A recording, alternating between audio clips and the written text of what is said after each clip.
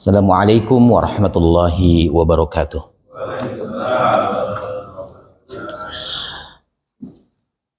Alhamdulillahi rabbil alamin. Hamdan katsiran tayyiban mubarakan fih kama yuhibbu rabbuna wa yarda.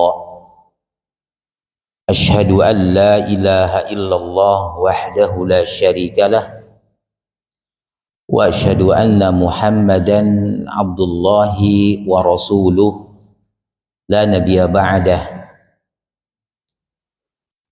Wa ba'du, Allahumma salli ala Muhammad wa ala ali Muhammad kama sallaita ala Ibrahim wa ala ali Ibrahim innaka Hamidum Majid.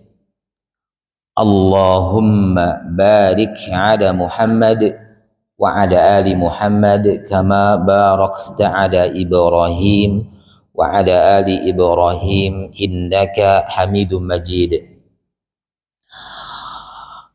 Bapak, saudara-saudaraku kaum muslimin jamaah salat subuh rahimani wa rahimakumullah jami'an. Kita lanjutkan kajian kita dalam pembahasan Aqidatut Tauhid. Kita masuk kepada Al-Faslu Ats-Tsalitsu, fasal yang ketiga,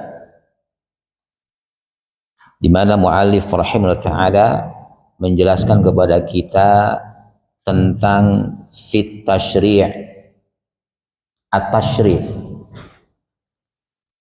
Apa itu at-tasyri'?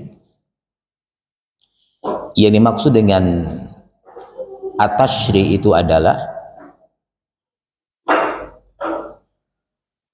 membuat hukum syariat yang berlaku bagi semua hamba dalam ibadah atau dalam bermuamalah atau segenap perkara, juga termasuk di dalamnya adalah memutuskan persengketaan yang terjadi di antara manusia, juga yang terkait dengan permusuhan yang terjadi di antara hamba-hamba Allah Subhanahu wa ta'ala. Maka itu semua adalah hak wewenangnya Allah Subhanahu wa ta'ala. Ya. Jadi membuat hukum, membuat peraturan yang berlaku bagi semua hamba Allah Subhanahu wa ta'ala, baik itu hukum yang berkaitan dengan ibadah, hukum yang berkaitan dengan muamalah, dan segenap perkara, ya, termasuk di dalamnya perkara-perkara yang dipersengketakan oleh manusia. Maka yang berhak membuat hukum itu adalah Allah Rabbul Alamin. Yang lainnya tidak berhak. Kenapa? Karena yang sudah kita pelajari bahwa di antara perkara yang harus kita tauhidkan dari Allah Subhanahu wa ta'ala adalah perkara rububiyahnya Allah Subhanahu wa ta'ala. Allah Subhanahu wa ta'ala khaliqu kulli syai'. Allah itu adalah pencipta segala sesuatu. Kemudian Allah Ar-Razzaq. Setelah Allah menciptakan para hambanya, maka Allah pun memberikan rezeki kepada mereka tanpa terkecuali. Kemudian termasuk dari rububiyah Allah Subhanahu adalah Al-Mudabbir. Allah mengatur segala urusan manusia. Ya, maka cacatlah tauhid rububiyah kita. Ya, batallah tauhid kita tentang rububiyah Allah Subhanahu wa taala kalau kita meyakini ada yang bisa menentukan, membuat hukum selain Allah Subhanahu wa taala. Ala lahul khalqul amru. Bukankah yang berhak menciptakan dan memerintah itu adalah Allah Subhanahu wa taala? Ya. Jadi seorang muslim ditinjau dari at-tasyri kalau dia berkeyakinan, kalau dia memiliki i'tiqad, kalau dia memiliki akidah, bolehnya selain Allah Subhanahu wa taala menentukan sebuah hukum, maka catat tauhidiyahnya dari sisi rububiyah, karena Allah al-mudabbir, karena Allah Subhanahu wa taala yang mengurus seluruh manusia. Ya, Allah Subhanahu wa taala yang menentukan hukum terkait dengan muamalah kita. Allah Subhanahu wa taala yang menentukan tentang ibadah kita. Allah Subhanahu wa taala pun menentukan hukum untuk menjadi plurel dari perselisihan manusia. Itu at-tasyri. Jadi at-tasyri itu adalah mutlak hak Allah Rabbul Alamin, membuat hukum syariat yang berlaku bagi hamba Allah Subhanahu wa taala, baik hukum yang berkaitan dengan ibadah atau hukum itu yang berkaitan dengan muamalah, itu adalah hak Allah Subhanahu wa taala. Tidak ada selain Allah Subhanahu wa taala yang berhak untuk membuat hukum. Jadi yang berlaku bagi kita semua itu adalah hukum Allah Subhanahu wa taala, termasuk jemaah sekalian dalam hal menghalalkan dan mengharamkan sesuatu. Ya. Termasuk menghalalkan atau mengharamkan sesuatu itu adalah hak Allah Subhanahu wa taala. Ya. Jadi tidak boleh di antara kita yang mengatakan ini halal. Tidak boleh di antara kita yang mengatakan ini haram. Yang itu semua hanya berdasarkan kepentingan dirinya sendiri. Yang itu semua dibangun hanya di atas syahwatnya, hawa nafsunya saja, tanpa merujuk kepada kitabullah atau sunnah Nabi sallallahu alaihi wasallam.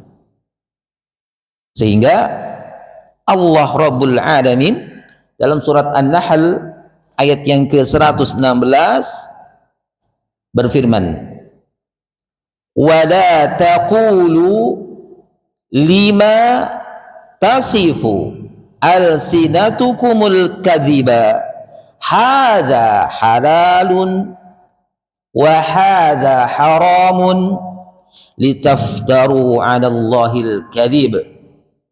Allah ingatkan kita terkait dengan menghalalkan atau mengharamkan sesuatu.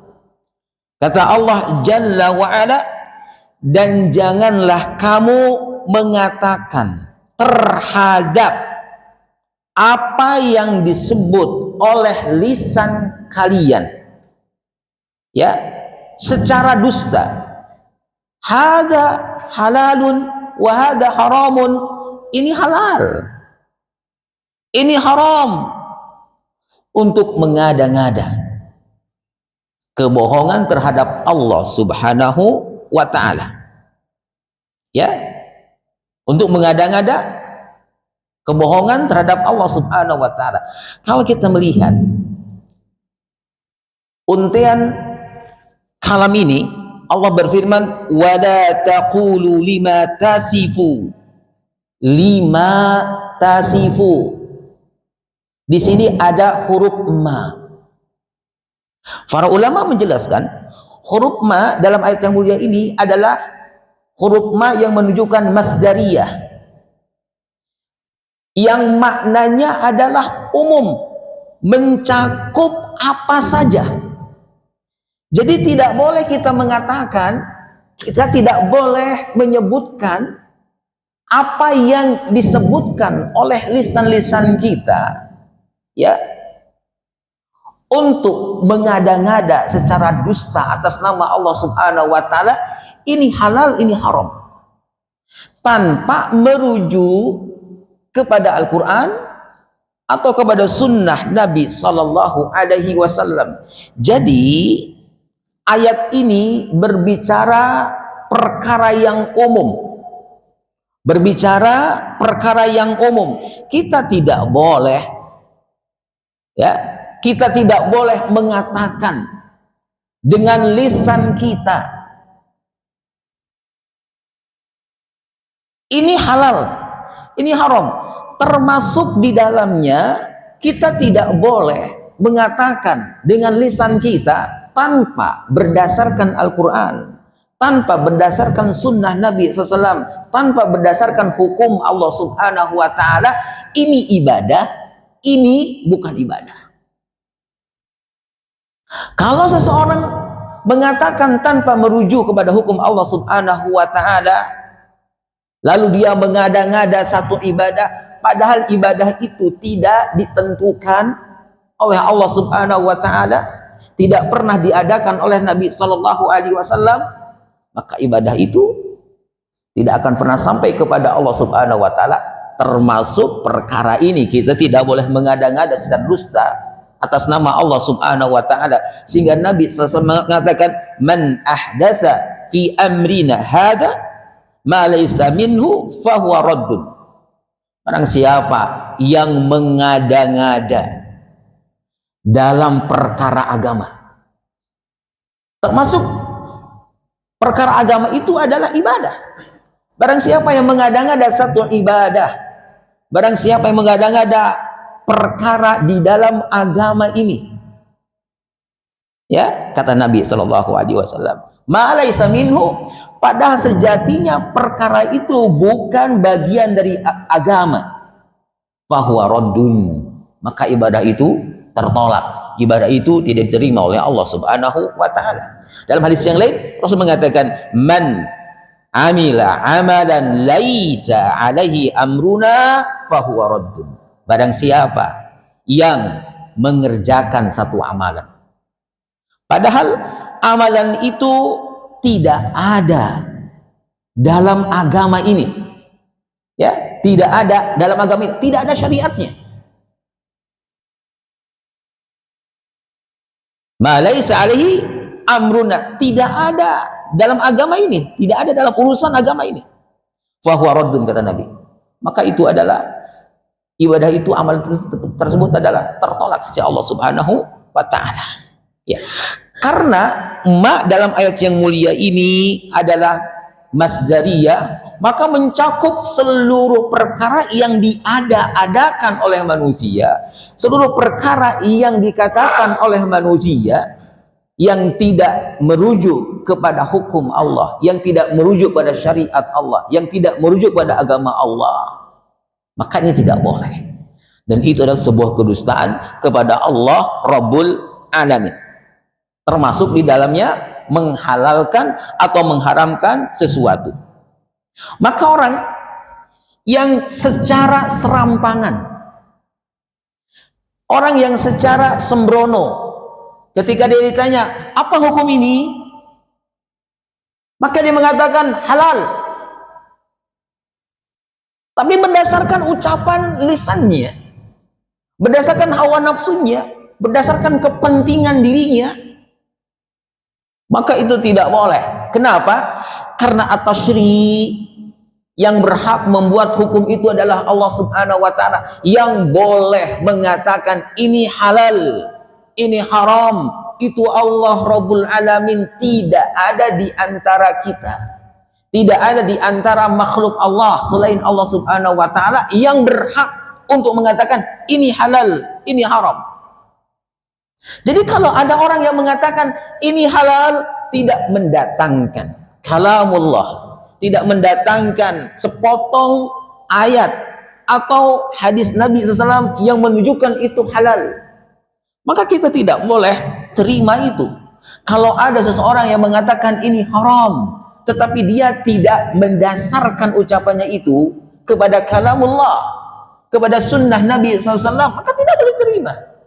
Kenapa? Jawabannya adalah karena at-tashri' yang berhak untuk membuat hukum itu adalah Allah Jalla wa'ala, selainnya tidak boleh. Ya, maka orang yang suka menghalalkan atau orang yang suka mengharamkan secara dusta atas nama Allah Subhanahu wa taala, kata Allah Subhanahu wa taala, innal ladzina yaftaruna 'ala Allahil kadhiba la yuflihun. Orang yang mengada-ngada secara dusta atas nama Allah Subhanahu wa taala la yuflihun. Dia tidak akan beruntung. Dia tidak akan beruntung di dunia. Ya. Tidak pula akan beruntung di negeri akhirat. Ya. Adapun kalau di dunia mendapatkan kenikmatan, itu hanya kenikmatan yang sedikit, kenikmatan yang sementara. Dan di negeri akhirat dia akan diseret dan dipaksa untuk masuk nerakanya Allah Subhanahu wa ta'ala. Ya. Jadi bahaya. Jadi jemaah sekalian, ketika kita ditanya oleh seseorang, misal oleh anak kita, kalau ditanya oleh istri kita tentang hukum sesuatu, jangan secara serampangan kita mengatakan ini boleh, itu boleh, ini enggak boleh, tanpa merujuk kepada Al-Quran atau Sunnah Nabi Sallallahu Alaihi Wasallam. Ya, kenapa? Jawabannya itu karena at-tashri' yang berhak menentukan hukum, yang berhak untuk membuat hukum itu Allah Subhanahu wa taala.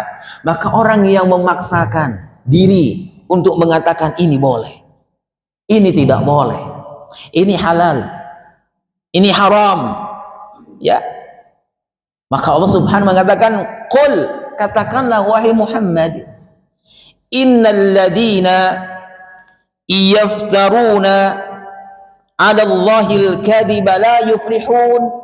Katakanlah wahai Muhammad, sesungguhnya orang-orang yang mengada-ngada secara dusta atas nama Allah Subhanahu wa taala, mereka tidak akan beruntung.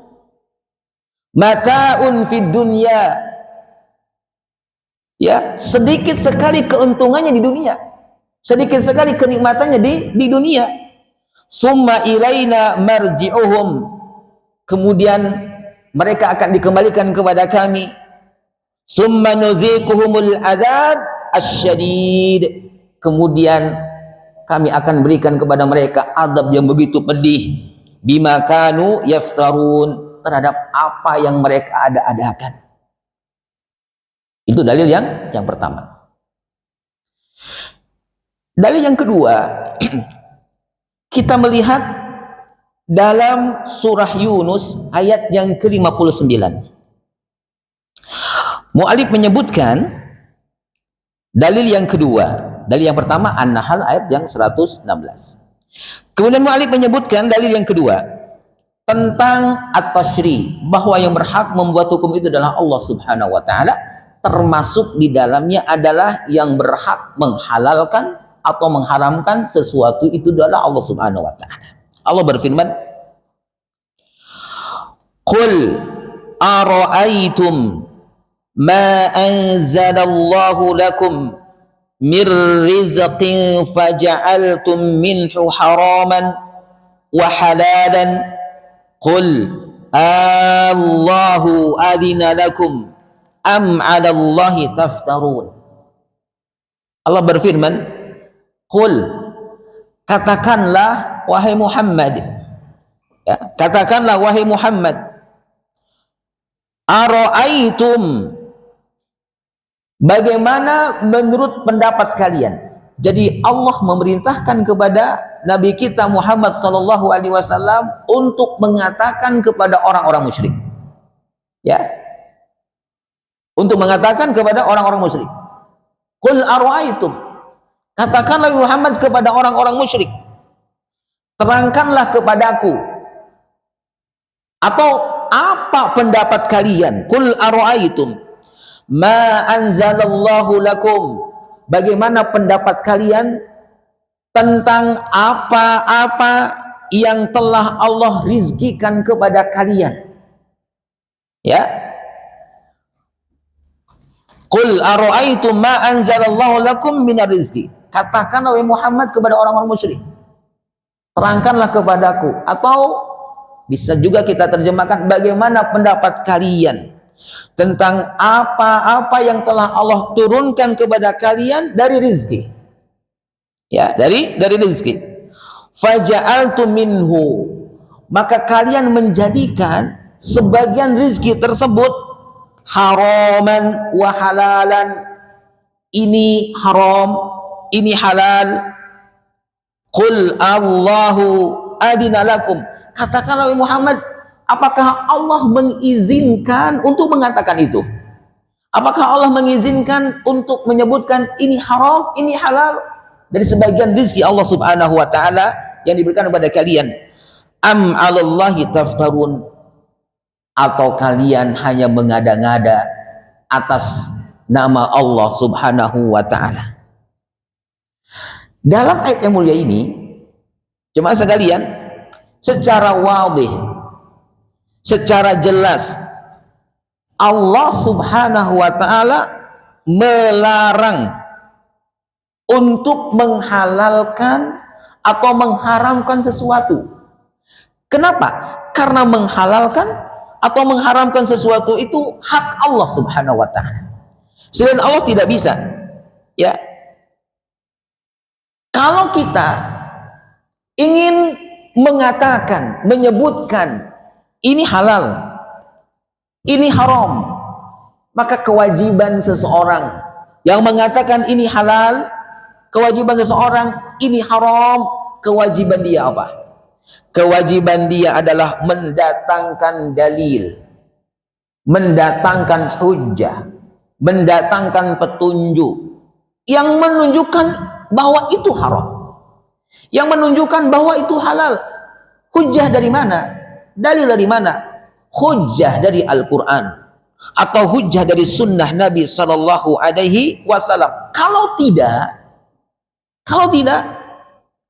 berarti dia sudah mengatakan, berarti dia sudah mengada-ngada secara dusta atas nama Allah subhanahu wa ta'ala. Masya Allah. Jazakallahu khairan katsiran. Barakallahu fiik.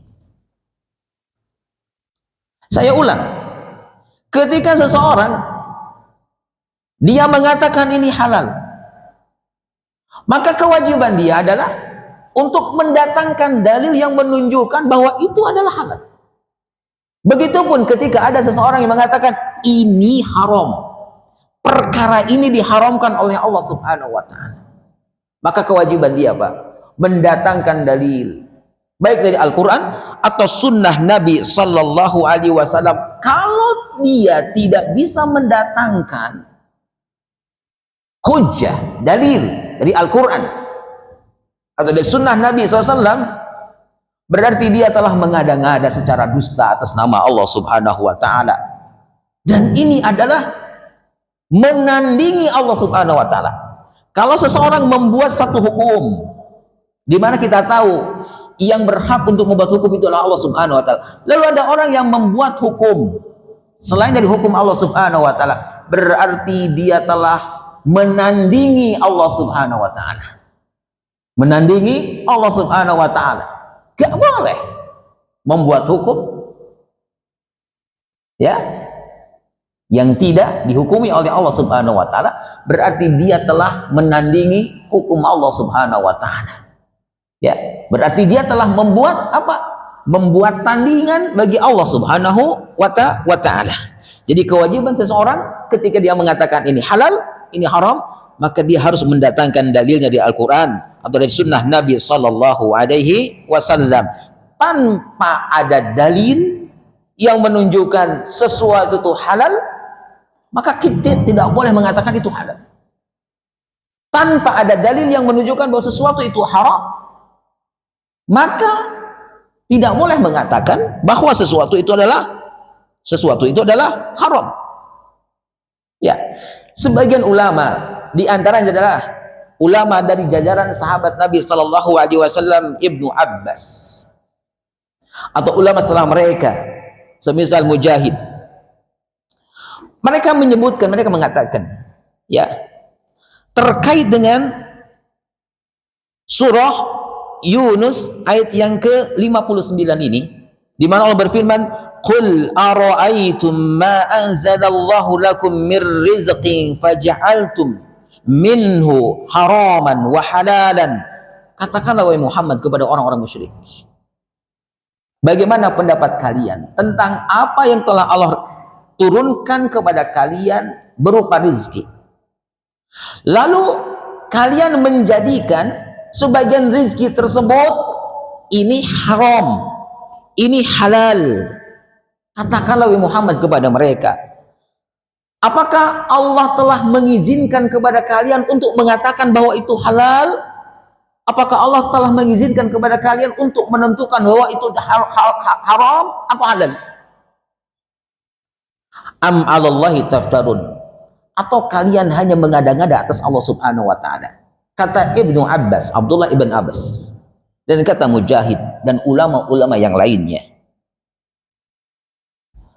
ayat ini turun kepada Nabi Shallallahu Alaihi Wasallam sebagai pengingkaran, ya, sebagai pengingkaran terhadap perbuatan-perbuatan orang-orang musyrik, di mana orang musyrik itu suka menghalalkan dan suka mengharamkan yang tidak dihalalkan, yang tidak diharamkan oleh Allah Subhanahu wa taala untuk diri mereka.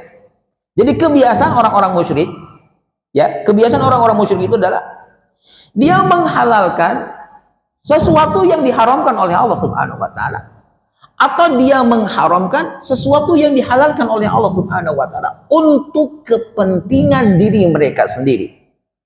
Ya, untuk kepentingan mereka sendiri. Kemudian mereka mengatasnamakan Allah Subhanahu wa taala. Maka ayat ini turun sebagai apa? Sebagai jawaban atas perbuatan orang-orang musyrik.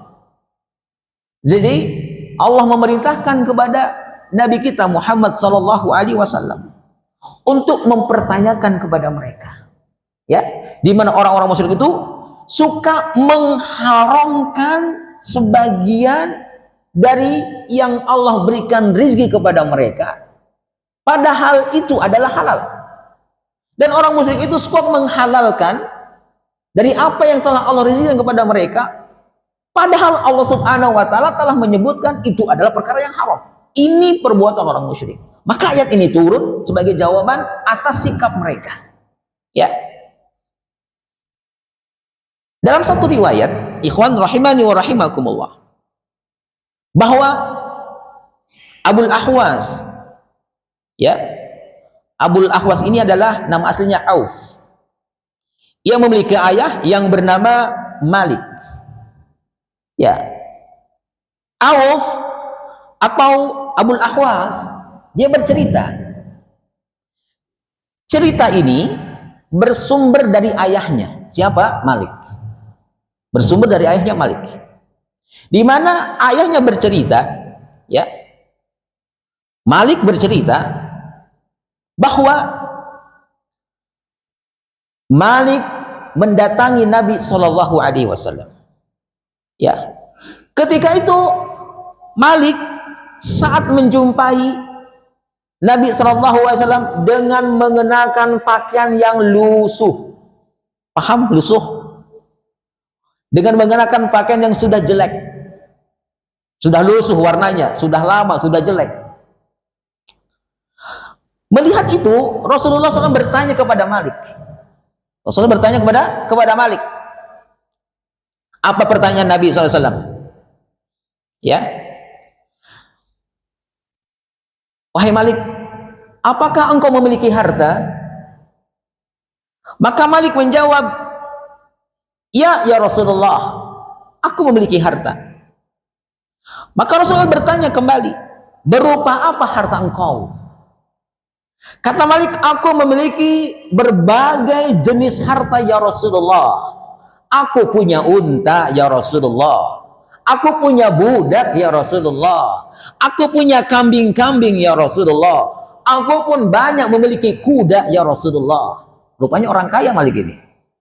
Tetapi saat berjumpa dengan Nabi SAW, Malik menggunakan pakaian yang lusuh, pakaian yang sudah compang-camping. Padahal di sisi lain dia memiliki harta. Mendengar Malik memiliki begitu banyak harta, maka Nabi SAW mengatakan kepada Malik, apabila Allah menganugerahkan kepada engkau harta, wahai Malik, kata Nabi, wahai Malik, apabila Allah menganugerahkan kepada engkau harta, maka perlihatkanlah bekas harta pemberian Allah pada dirimu. Masya Allah. Ini pelajaran. Ini pelajaran, Pak. Kalau kita punya uang, teman-teman, kalau kita punya harta, sebagai bentuk syukurnya kepada Allah Subhanahu wa Ta'ala, tampakkan harta itu pada diri kita. Rasulullah lihat menegur Malik saat Malik datang kepada Nabi SAW dengan menggunakan baju yang sudah lusuh, baju yang sudah jelek. Rasul bertanya, engkau punya harta nggak sih? Maka Malik menyebutkan harta-hartanya. Kata Nabi SAW, apabila engkau dianugerahkan harta oleh Allah Subhanahu wa Ta'ala, maka perlihatkanlah harta itu pada dirimu. Jadi kalau kita mampu beli baju baru, beli. Tetapi tujuannya bukan untuk apa? Membusungkan dada di hadapan manusia. Baju gua yang paling bagus, yang lain tidak kebeli baju seperti ini. Gamisku yang paling mahal. Bukan untuk itu. Untuk bersyukur kepada Allah Subhanahu wa Ta'ala yang memberikan harta kepada kita. Pakai baju yang bagus. Kalau kita punya harta untuk membelinya, beli baju yang apa namanya, yang bagus, yang pantas untuk kita pakai. Kalau kita punya harta, kecuali kalau kita memaksakan diri, tidak punya uang beli bajunya yang mahal, kredit pula.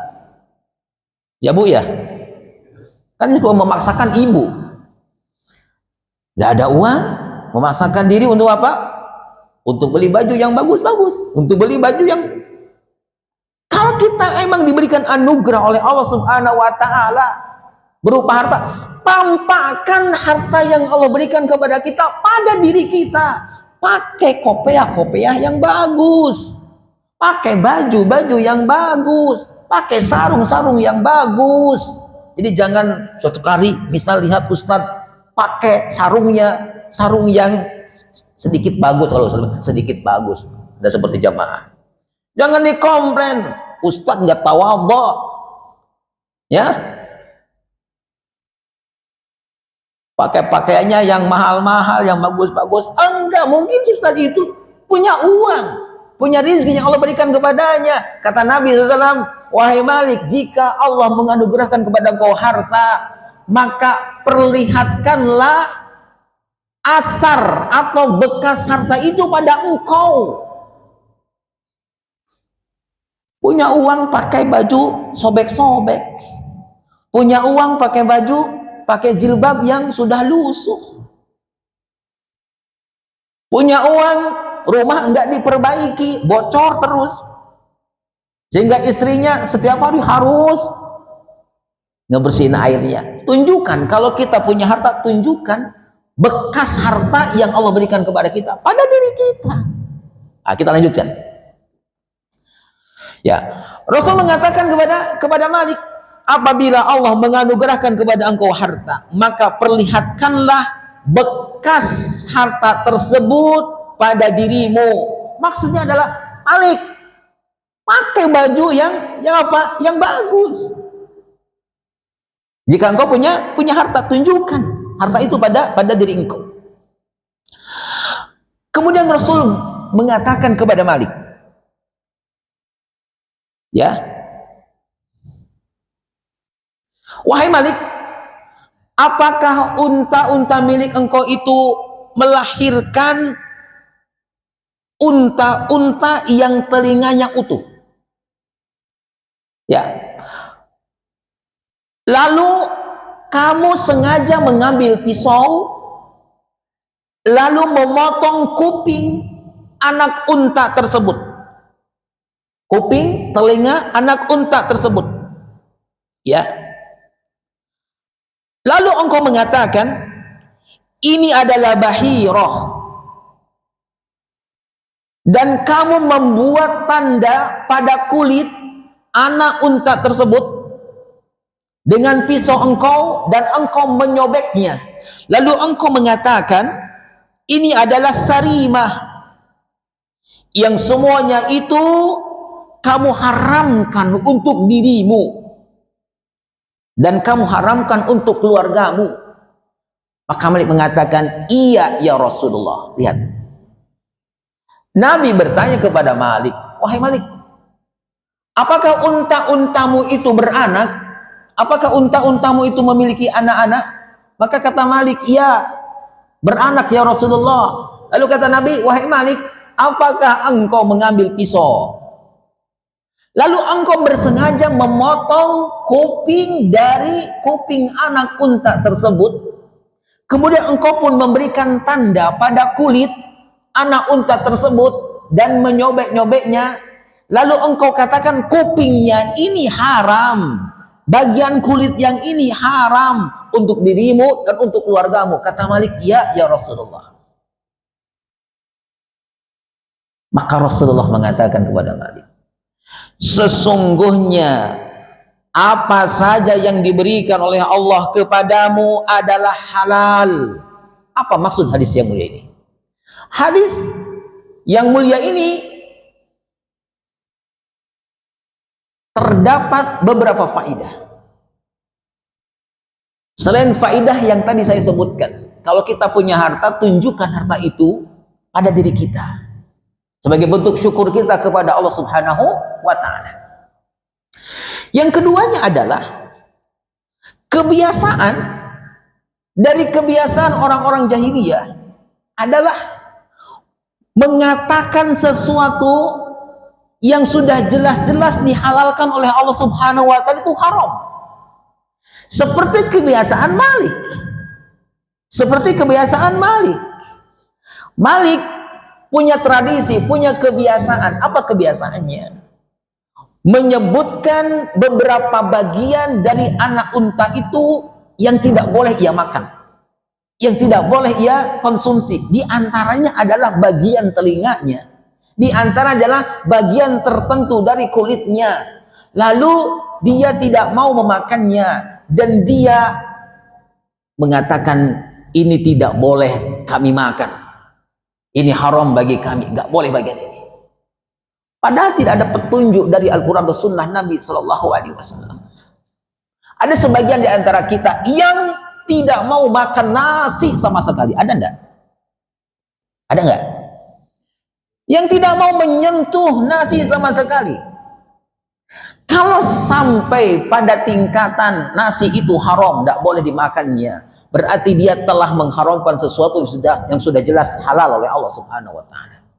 Ada sebagian orang yang tidak makan daging sama sekali.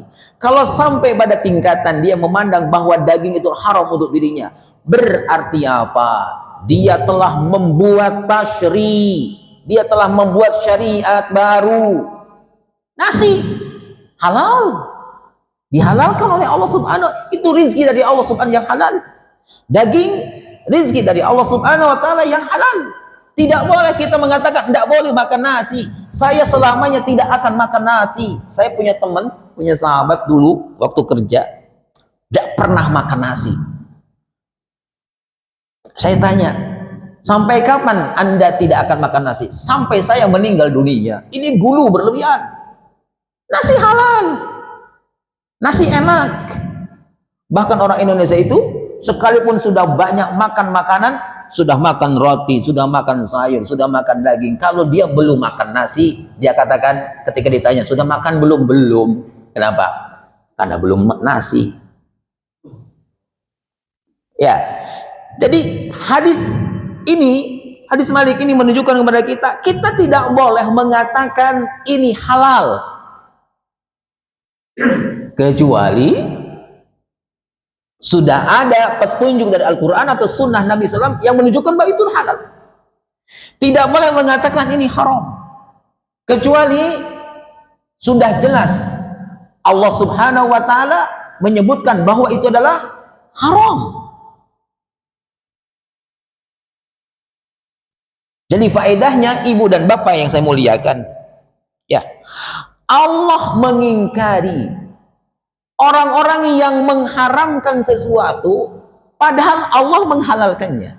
Begitu juga Allah Subhanahu wa Ta'ala mengingkari orang-orang yang menghalalkan sesuatu padahal Allah Subhanahu wa Ta'ala mengharamkannya.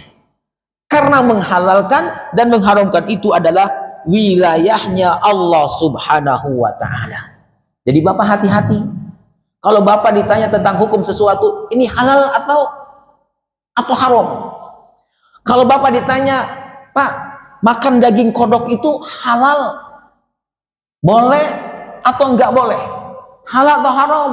Sebelum menjawab halal, sebelum menjawab haram, kewajiban bapak adalah melihat apakah Allah menghalalkan itu, apakah Allah mengharamkan itu. Ketika bapak ditanya tentang satu makanan misal, Pak, ini halal atau haram? Jangan serta-merta mengatakan ini halal, ini haram. Harus melihat kepada Al-Quran dan Sunnah Nabi Sallallahu Alaihi Wasallam. Di umat Katolik, bapak dan ibu yang saya muliakan, ya, ada istilah selibat klerikal.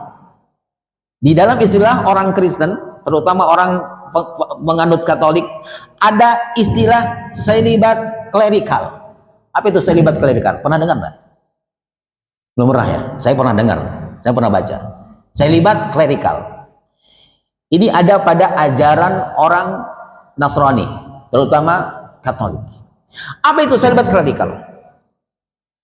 Seorang pendeta atau rohaniawan, kalau di kitanya ustadz, seorang pendeta dalam ajaran Katolik itu harus memilih untuk tidak menikah selamanya agar dapat secara fokus mengurus urusan umat. Alasannya itu, ya, alasannya itu agar dia fokus untuk mengabdi kepada umat, agar dia fokus pada tugasnya sebagai pembantu umat. Maka mereka memutuskan diri untuk tidak menikah. Artinya mereka mengharamkan untuk nikah. Nikah nggak boleh baginya. Ya. Maka ini termasuk apa? Termasuk tasyri. Termasuk membuat hukum. Ya. Termasuk membuat hukum. Maka termasuk dalam pembahasan kita mengharamkan sesuatu yang sudah jelas-jelas dihalalkan oleh Allah Subhanahu wa Ta'ala. Nikah itu adalah syariat dari Allah Subhanahu wa Ta'ala. Jadi kalau misal saya kenal seorang wanita, tetapi kekurangan wanita ini, dia hafal Quran, 30 juz hafal. Seorang wanita yang mutqinah di dalam hafalan Quran. Rupanya dulu dia pernah kecewa, batal dinikahi oleh seorang laki-laki yang ia cintainya. Setelah kejadian tersebut, dia memutuskan diri selamanya tidak mau menikah. Dia memutuskan diri selamanya tidak mau menikah.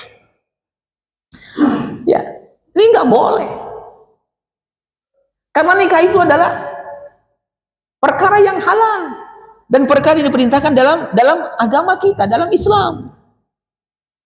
Bahkan Nabi SAW mengatakan, "Idza tajawwazal 'abdu faqad kammala nisbat dini." Lihat. urgensi, betapa pentingnya menikah. Kalau ada orang seperti orang Nasrani yang mengharamkan dirinya untuk menikah, seperti para pendeta ini, ya. Rasulullah SAW mengatakan, "Idza tajawwazal abdu," jika seseorang itu menikah, ya, faqad kammala nisfad dini, maka sungguh dia telah menyempurnakan setengah agama. Ya, mungkin kita bertanya, Ustadz, kenapa orang yang menikah itu sudah menyempurnakan setengah agamanya? Berarti setengah agama lain ada di luar pernikahan. Maka para ulama mereka menjelaskan bahwa ya, yang paling merusak agama seseorang itu adalah kemaluan dan perutnya. Para ulama menjelaskan kenapa Rasulullah mengatakan bahwa orang yang sudah menikah itu berarti dia telah menyempurnakan setengah agamanya. Maka para ulama menjelaskan yang paling merusak agama seseorang itu adalah kemaluan dan perutnya. Lihat, orang yang tamak dengan harta untuk perutnya, maka berbagai upaya akan dia lakukan, termasuk upaya yang diharamkan oleh Allah Subhanahu wa Ta'ala. Lihat, untuk membela farjnya, untuk memuaskan farjnya, orang tidak segan-segan untuk melakukan sesuatu yang diharamkan oleh Allah Subhanahu wa Ta'ala. Dia berzina, ya, dia selingkuh, ya. Sehingga para ulama mengatakan perkara yang paling dan banyak merusak agama seseorang itu adalah kemaluan dan perut. Ya, kemaluan dan perut. Ya, kemaluan dan perut. Sehingga orang yang tidak bisa menjaga kemaluannya, dia akan terjerumus pada perkara yang haram, yaitu zina. Orang yang tidak bisa menjaga perutnya, dia akan terjerumus kepada perkara yang diharamkan oleh Allah Subhanahu wa Ta'ala. Dia akan memakan agar perutnya puas makanan yang diharamkan oleh Allah Subhanahu wa Ta'ala. Bahkan dia akan berupaya dengan usaha yang haram, yang tidak dihalalkan oleh Allah Subhanahu wa Ta'ala. Ya. Maka pantas kalau nikah itu sebagai apa? Sebagai penyempurna setengah agama kita. Ya. Maka orang yang memutuskan diri untuk tidak menikah selama-lamanya khawatir termasuk orang yang mengharamkan apa yang dihalalkan oleh Allah Subhanahu wa Ta'ala. Ini contoh, ya, contoh pada agama Kristen, Katolik. Ya, sebagian mereka, pendeta-pendeta mereka memutuskan untuk tidak menikah, padahal menikah itu adalah sesuatu yang dihalalkan oleh Allah Subhanahu wa Ta'ala, bahkan diperintahkan oleh Allah Subhanahu wa Ta'ala. Alasannya terbantahkan. Mereka mengatakan, kenapa meninggalkan nikah? Mereka mengatakan agar lebih fokus mengabdi. Para nabi dan para rasul itu adalah utusan Allah Subhanahu wa Ta'ala. Manusia yang paling sibuk. Ya, manusia yang paling berdedikasi.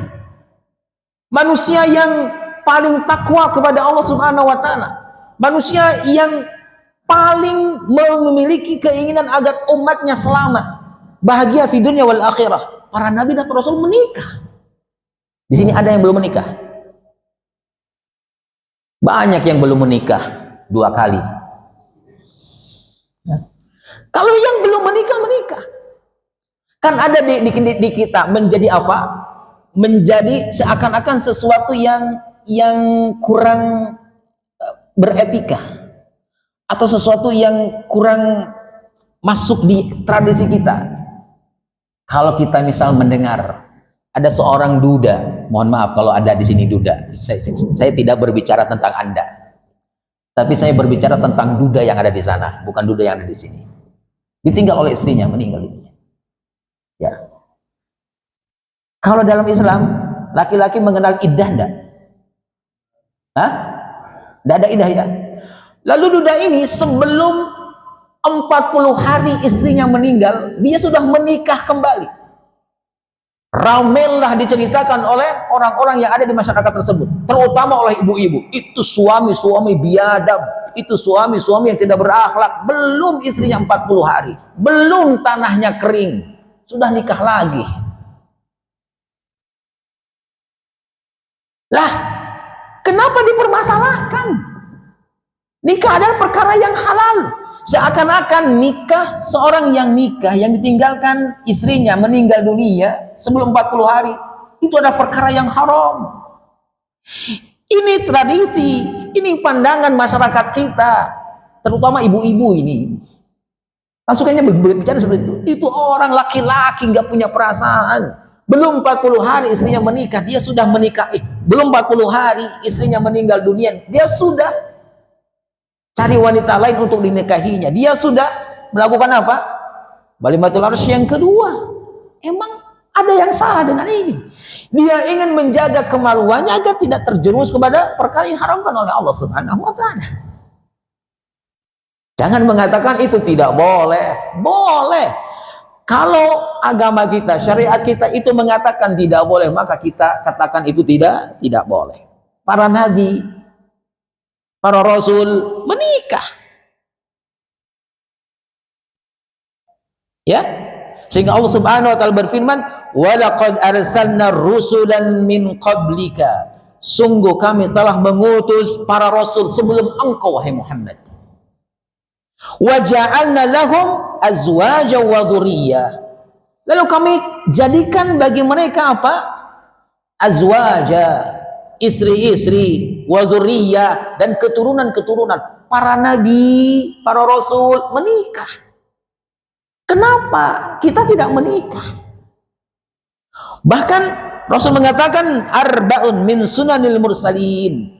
4 perkara, di mana 4 perkara ini termasuk sunnahnya para rasul.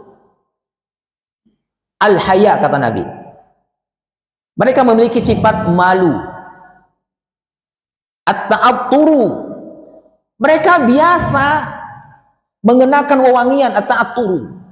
Ini kita sudah badannya kurang sedap untuk dicium, nggak suka pakai parfum juga.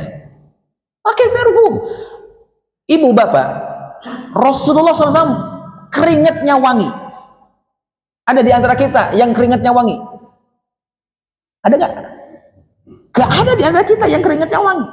Sekalipun Rasulullah keringatnya wangi, tetap Rasulullah mengenakan ta'atur, berta'atur. Apa itu ta'atur? Mengenakan wewangian, mengenakan parfum. Nah, teman-teman sekalian, keringatnya nggak wangi, bahkan mengeluarkan aroma yang tidak sedap, nggak mau pakai parfum juga. Sesungguhnya memakai wewangian itu termasuk sunnah para rasul. Ya, wasiwak, siwak, gosok gigi, termasuk sunnah para rasul. Yang terakhir kata Nabi, wan nikah, termasuk nikah. Nikah itu sunnah para nabi dan para rasul. Jadi kalau ada pendeta yang tidak menikah berarti menyelisih agama, berarti dia telah mengharamkan sesuatu yang sudah jelas halal. Ini sebagai contohnya, ya. Atau bapak dan ibu yang saya muliakan, contoh yang wakil orang Yahudi. Kebiasaan orang Yahudi adalah mereka suka menghalalkan apa yang diharamkan oleh Allah Subhanahu wa taala. Apa di antaranya? Orang Yahudi menghalalkan namanya as-suhad. Ya, apa itu as-suhad? As-suhad itu maknanya al-haram, sesuatu yang haram. Ya, as-suhad itu as-suhad itu al-haram.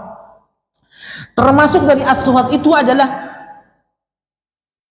ar-rishwatu wa riba. Orang Yahudi itu adalah menghalalkan riba dan menghalalkan rishwah, sogok menyogok. Padahal sudah jelas agama kita, Allah mengharamkan 2 hal itu. Allah dan Rasulnya mengharamkan yang namanya memakan riba. Allah dan Rasulnya mengharamkan yang namanya rishwah, menyogok. Menyogok itu termasuk di dalamnya contoh. Contoh. Ada di antara kita yang bekerja misal di sebuah perusahaan. Taruhlah di gudang lah. Di gudang, dia kerjanya di bagian gudang. Dia terima barang dari supplier. Ya, terima barang dari supplier. Ada yang bertugas ditunjuk oleh perusahaan itu untuk unloading, menurunkan barang dari truknya. Dan dia digaji, mendapatkan gaji untuk pekerjaan itu. Selesai bekerja, maka driver truk tersebut yang suplai barang kepadanya, di surat jalannya ditempelkan beberapa lembar uang. Menurutnya sebagai ucapan terima kasih. Maka ini termasuk riswah, teman sekalian. Ini termasuk apa? Termasuk riswah. Ini termasuk sogok, menyogok. Kenapa? Dia sudah dibayar untuk pekerjaan itu. Ya, dia sudah dibayar untuk pekerjaan itu, untuk menurunkan barang. Maka ketika diberikan pemberian dari supplier yang memberikan barang tersebut, dia terima, itu riswah termasuknya, menyogok. Kenapa? Akan merubah kinerjanya. Kalau dia tidak diberikan uang, kerjanya tidak bagus. Ya, maka orang Yahudi menghalalkan ini. Termasuk orang Yahudi menghalalkan apa? Mengharamkan perbuatan riba. Dulu kebiasaan orang-orang jahiliyah dalam hal hutang, ya, ada hal hutang. Ya, dulu zaman jahiliyah, orang-orang musyrik di zaman jahiliyah. Ketika dalam qard, dalam hutang, ya, si A kepada si B berhutang. Misal berhutang 10 juta. Akan dikembalikan dalam kurun waktu misal 6 bulan. 10 juta dalam kurun waktu 6 bulan akan dikembalikan. Setelah masa pengembalian itu tiba, 6 bulan tiba, maka yang berhutang ini belum juga memiliki uang untuk mengembalikannya. Maka si pemberi hutang itu mengatakan kepada yang berhutang, kembalikan uangku, bayar hutangmu, atau aku akan memperpanjang masa pengembalian hutangmu, tetapi dengan beberapa tambahan. Misal tambahannya adalah 2 juta. 2 juta. Ini riba. Atau bisa juga si yang berhutang ini datang kepada pemberi hutang.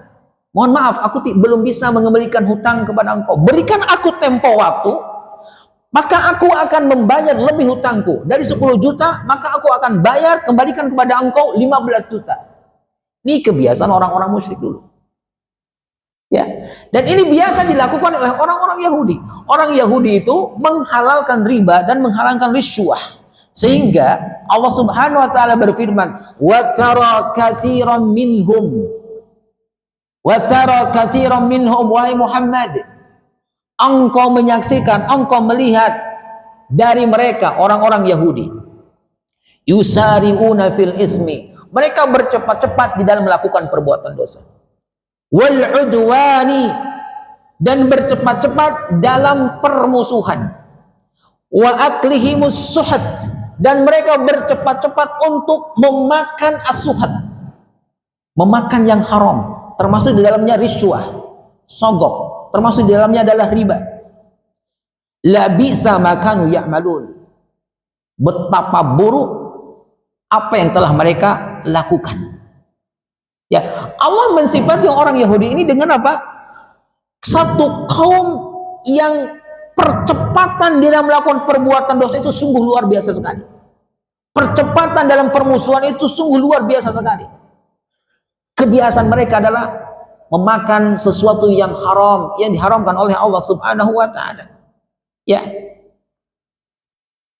Maka orang yang mengharamkan sesuatu yang sudah jelas halal, orang yang menghalalkan yang sudah jelas bahwa itu adalah haram,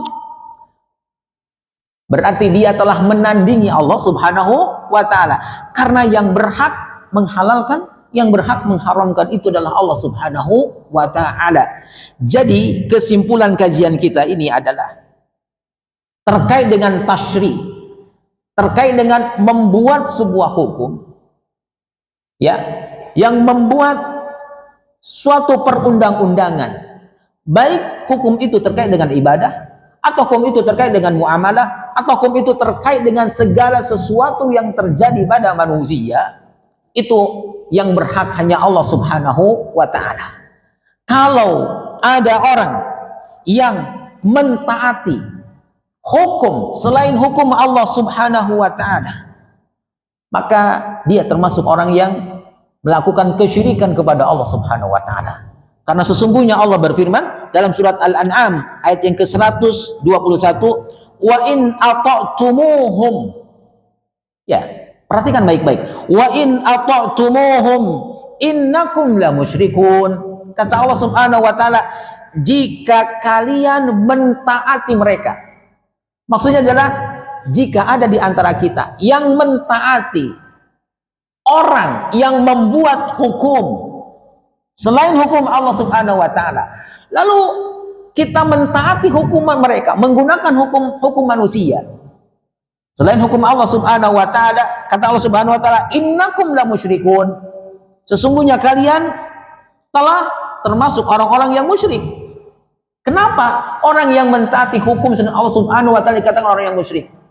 Karena telah menjadikan hukum yang dibuat oleh selain Allah sebagai tandingan hukum Allah Subhanahu wa ta'ala. Ya.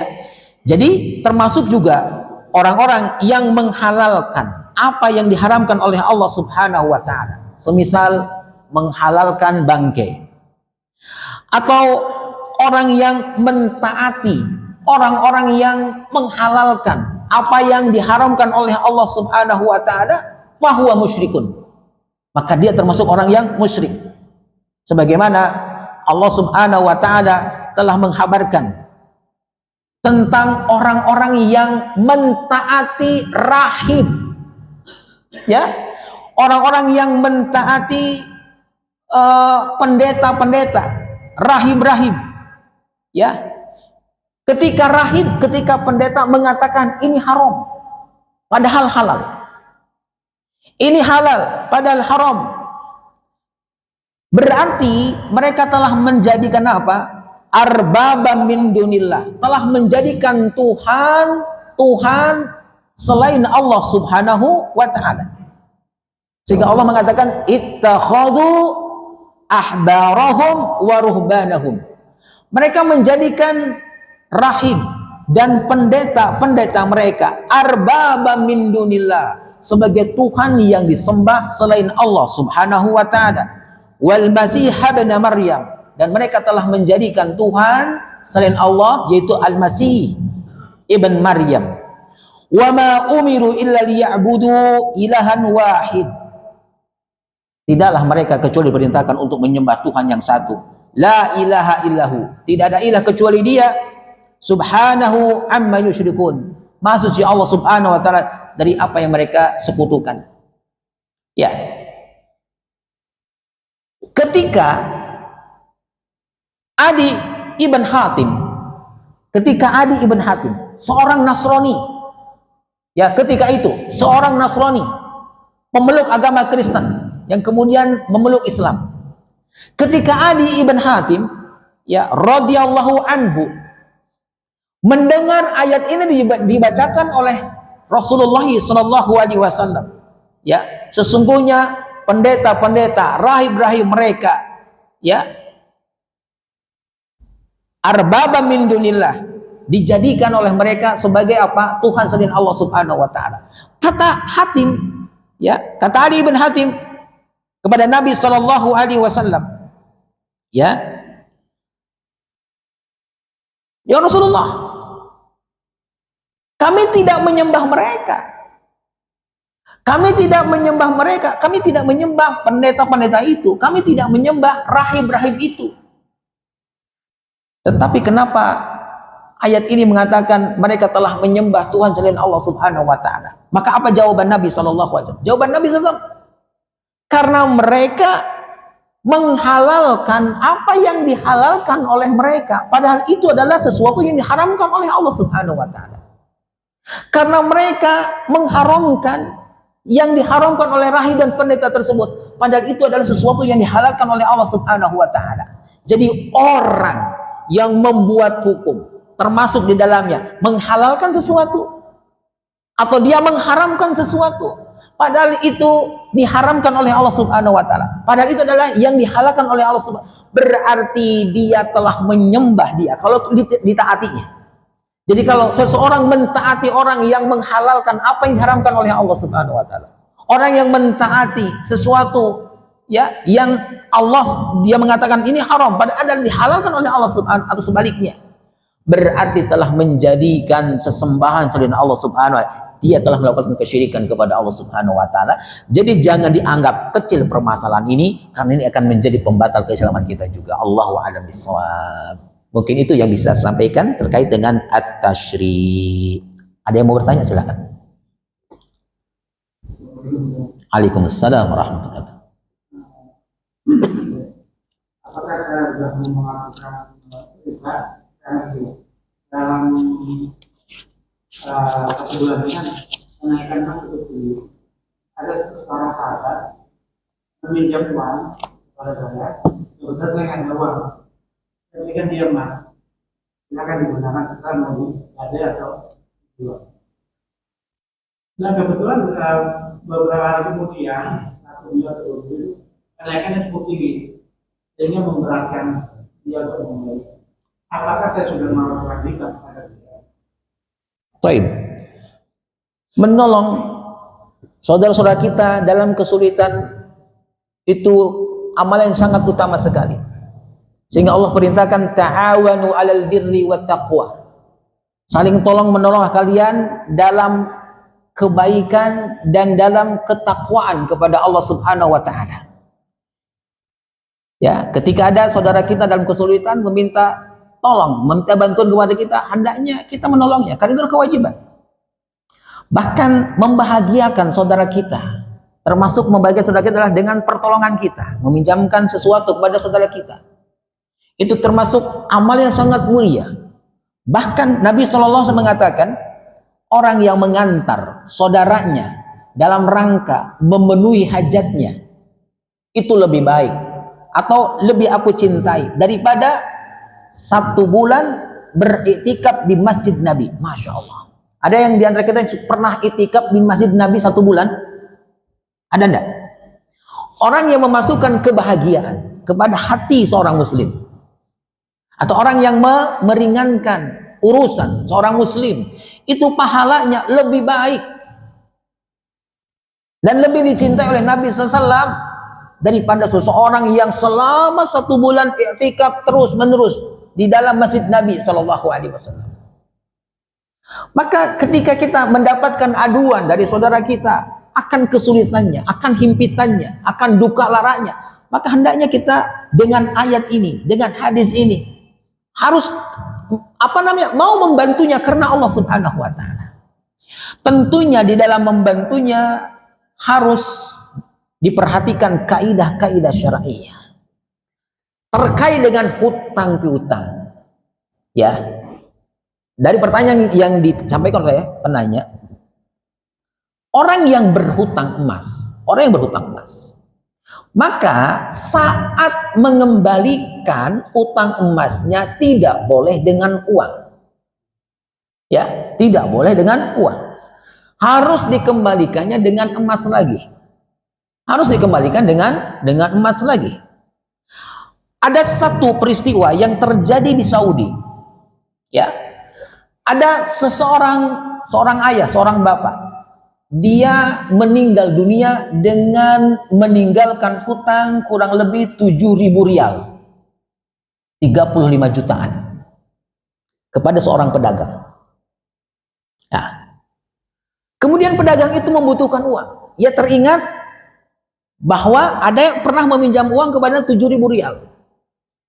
Maka dia meminta pendapat kepada teman-temannya, bagaimana nih? Kata teman-temannya itu, udah tagihlah, utanglah, karena bapak tersebut meninggalkan 4 anak. 3 diantaranya laki-laki, 1 diantaranya perempuan. 3 anak laki-lakinya, Masya Allah sukses semua. Tagih ke dia. Maka pedagang ini mendatangi satu persatu dari anak laki-laki bapak yang meninggal dunia tersebut.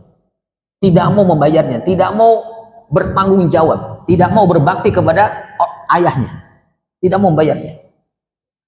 Setelah 3 anak laki-lakinya ditagih hutang, tidak mau membayarnya, padahal sukses semua.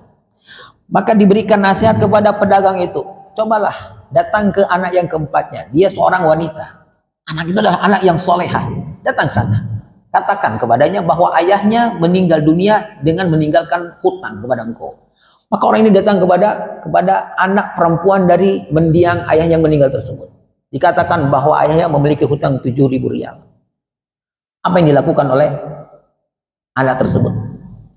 Anak tersebut mencopoti seluruh perhiasannya, mencopoti apa? Kalungnya, mencopoti gelangnya, mencopoti cincinnya, perhiasan yang ada pada ini dicopotin semua. Ini bawa oleh engkau. Kalau emang kurang, kembali kepada saya akan tambahkan.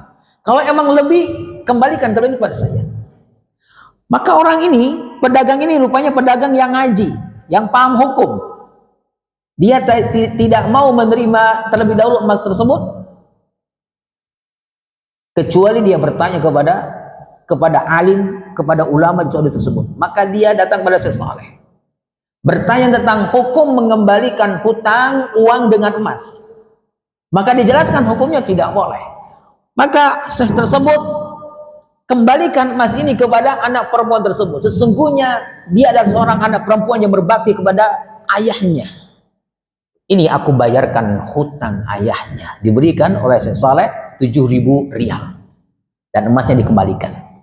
Dari sini kita mendapatkan ibrah. Di antara bentuk birrul walidain, teman-teman sekalian. Di antara bentuk birrul walidain, berbakti kepada orang tua kita adalah hendaknya kita mau bersedekah kepada orang tua kita, ibu kita, ayah kita, bersedekah. Termasuk sedekah kita adalah membayari hutangnya.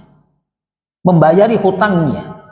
Ikhwan rahimani wa rahimakum, ibu dan bapak yang saya muliakan.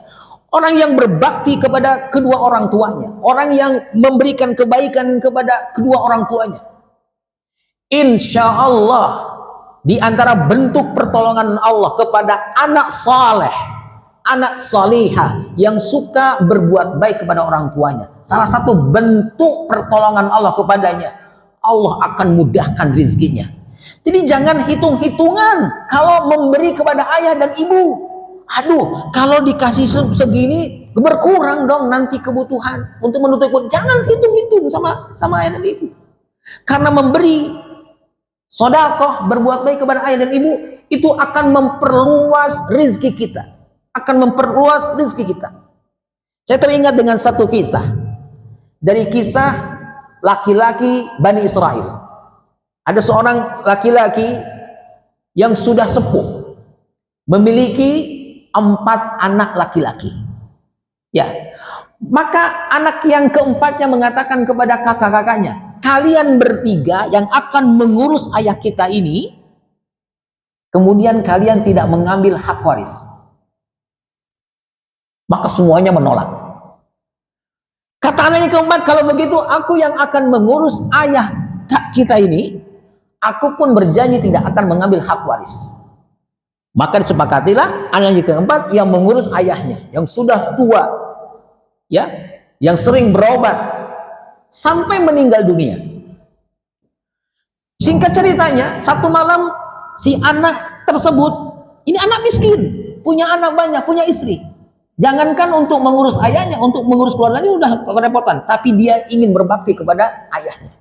Satu malam setelah ayahnya meninggal dunia, anak tersebut bermimpi. Dalam mimpinya didatangi oleh seseorang, ya, didatangi oleh seseorang. Seseorang itu mengatakan, pergilah engkau ke sebuah tanah, kebunlah kalau di kita. Galilah, karena sesungguhnya di bawah tanah tersebut ada harta karun, ada harta senilai 100 dinar. 100 dinar itu kurang lebih 5,4 miliar.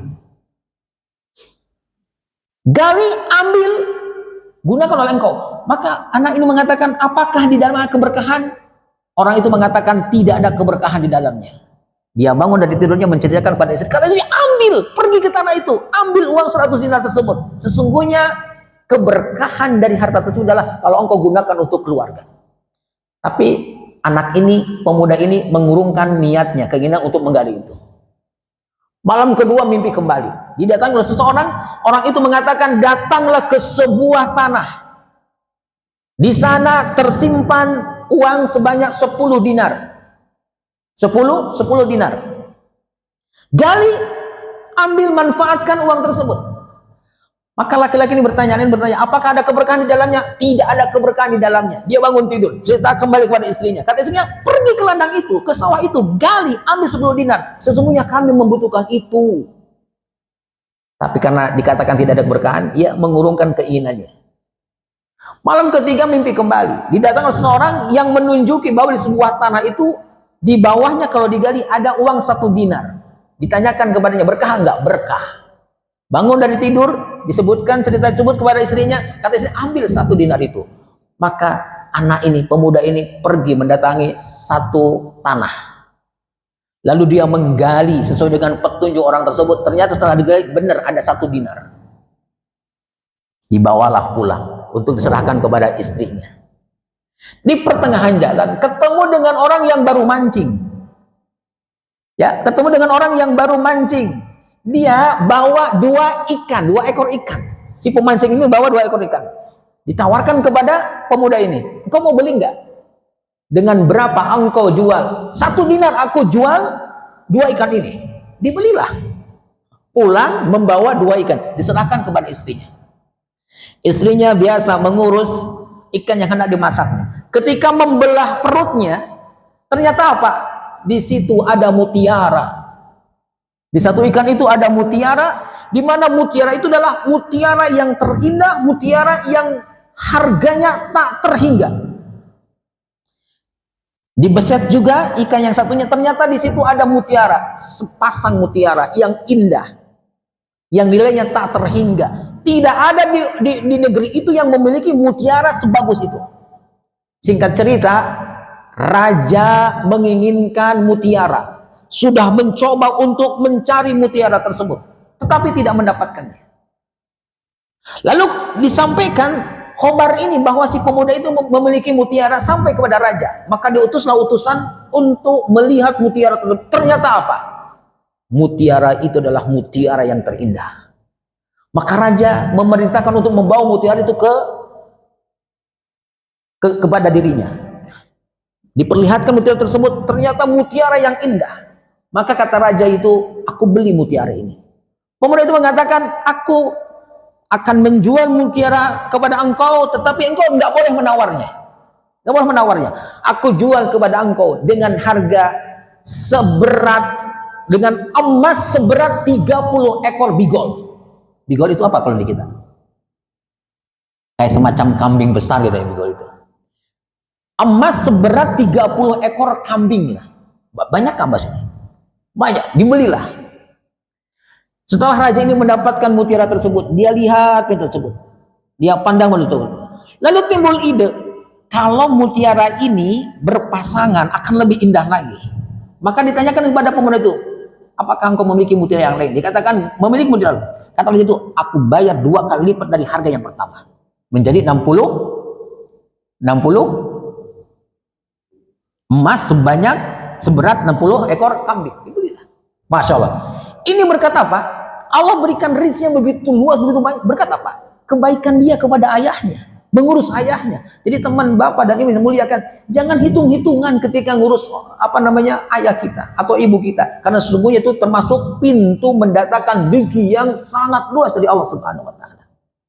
Ya, kembali ke ini. Ya, kembali ke ini. Yang kedua faedahnya dari kisah tadi itu adalah gak boleh bayar hutang ketika hutangnya emas dengan membayar uang. Harus dengan emas lagi. Kenapa? Ya itu dia. Akan terjadi apa? Akan terjadi kerugian yang sangat besar. Ya, akan dirugikan salah satunya. Misal bapak nih membeli emas ketika itu berapa? Misal 1 juta. Ya, sekarang emasnya itu 2 juta. Ada nilainya naik. Kalau membayarnya dengan uang, lihat. Maka syariat kita tidak boleh membayar utang emas dengan uang, tapi harus dengan emas lagi. Termasuk juga tidak boleh membeli emas secara kredit. Sekarang kan lagi musiman, Pak, jual beli emas dengan sistem kredit. Nggak boleh. Ya, nggak boleh. Kenapa? Karena emas dulu di zaman Nabi SAW sebagai alat transaksi jual beli. Uang pun sama sebagai alat transaksi jual beli, satu jenis. Maka kalau tukar menukar, ya, barang ribawi yang satu jenis, nggak boleh apa? Nggak boleh nasiah, nggak boleh tempo. Ya, nggak boleh tempo. Sehingga emas dengan uang itu sama-sama alat transaksi, sama. Ya, maka tidak boleh dilakukan secara nasiah, tempo. Emasnya dulu lalu dicicil, uangnya nanti. Itu termasuk perkara yang tidak boleh. Jadi ketika kita menolong saudara kita, kaidah syariahnya pun harus tetap kita perhatikan. Kalau kita menghutang teman kita itu emas, maka kembalikan emas. Kalau dikembalikannya bukan emas tetapi dengan uang, maka terjerumus kepada perkara riba, nggak boleh. Ya, barakallahu fikum. Nggak apa-apa, tidak, Pak. Itu tidak termasuk riba. Oh, enggak, Pak. Tidak memberatkan, karena dia pinjam emas, maka kewajiban dia adalah membayar dengan emas. Tidak boleh membayar dengan uang. Tidak melihat nilai emasnya. Tidak dilihat ketika itu kan emasnya misal berapa? 1 juta. Sekarang emasnya 2 juta. Berarti kalau saya minjam kepada engkau 30 gram, saya mengembalikannya 15 gram. Nggak boleh begitu. Jadi emas dengan emas. Jangan takarannya dikurangi. Nggak boleh. Kalau takarannya dikurangi berarti riba, Pak. Takarannya dikurangi atau takarannya dilebihi berarti itu termasuk riba. Justru yang Bapak lakukan adalah masyru'. Perkara yang disyariatkan sudah tepat, Pak. Jadi bayarnya harus dengan emas lagi, tidak boleh dikurangi emasnya. Jadi jangan melihat harga emasnya dulu saya belinya 1 juta, kan sekarang harganya 2 juta. Tidak seperti itu. Jadi hutangnya misal 2 gram, bayar dengan 2 gram emas. Allahu a'lam bishawab. Barakallahu fikum. Mohon agak lebih waktunya.